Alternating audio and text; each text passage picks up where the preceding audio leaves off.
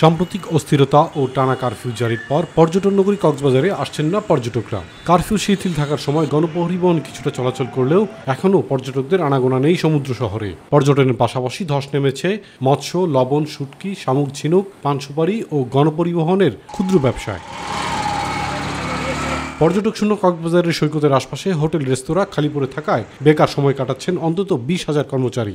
লোকসানের কারণে মালিকেরা কর্মচারীদের বেতন ভাতাও পরিশোধ করতে পারছেন না।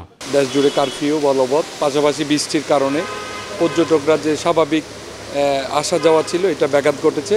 আমাদের সাথে যারা কাজ করছেন ওনারা কিন্তু এক ধরনের বেকার অবস্থায় আছে। এখন বেতন এবং ভাতা দিয়ে চালিয়ে রাখার জন্য এই পর্যন্ত কিন্তু আমরা চালিয়ে রেখেছি, কিন্তু আগামী 1 তারিখ থেকে মনে হয় আমরা অত্যন্ত কঠিন পরিস্থিতির মুখোমুখি হতে যাচ্ছি।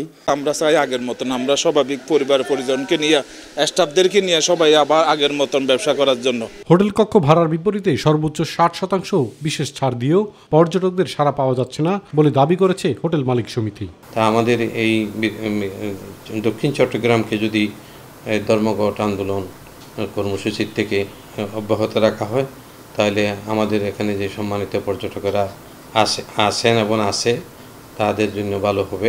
বিশাল সৈকতে হাতে গোনা কয়েকজন মানুষ, নিষেধাজ্ঞা থাকায় তারাও নামছে না সাগরে। বৈরী আবহাওয়ার কারণে 5 দিন ধরে সৈকতে গোসল করতে নামায় জেলা প্রশাসনের নিষেধাজ্ঞা চলছে।